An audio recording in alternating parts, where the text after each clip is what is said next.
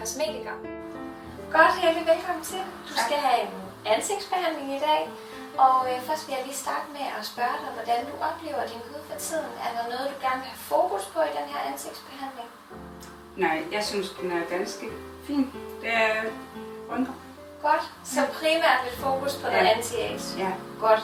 Jamen, jeg starter med at kigge huden igennem, og så laver vi en behandling, der er tilpasset din hud. Og så vil jeg anbefale dig, at efter behandlingen, der laver vi en Beauty Angel behandling på dig, hvor vi kommer en maske på, der igen er tilpasset din hudtype, og hvad vi gerne vil have fokus på i din behandling. Og så får du lyset henover dig, og så får du lov til at ligge og slappe af med masken.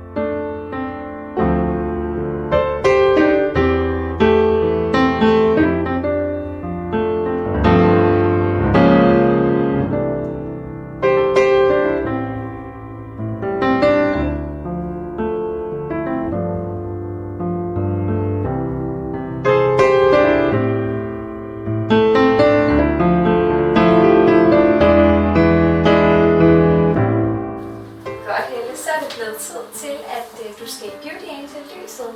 Og lige kort for at forklare dig, hvad den gør.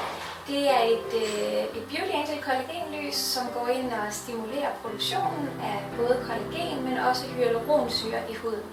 Kollagen er jo det, der går ind og giver os den her lidt opstrammende effekt, og det findes jo naturligt i huden. Og hyaluronsyren, det er det, der binder fugten naturligt i huden.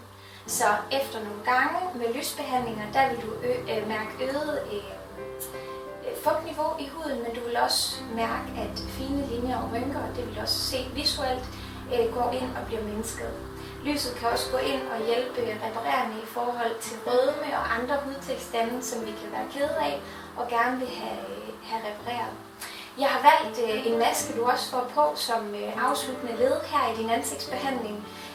Det er en maske, der hedder Q10 og Caviar, og det er fordi, den har fokus på anti-age, og det var jo det, vi gerne ville have fokus på i den her behandling og har haft hele vejen igennem.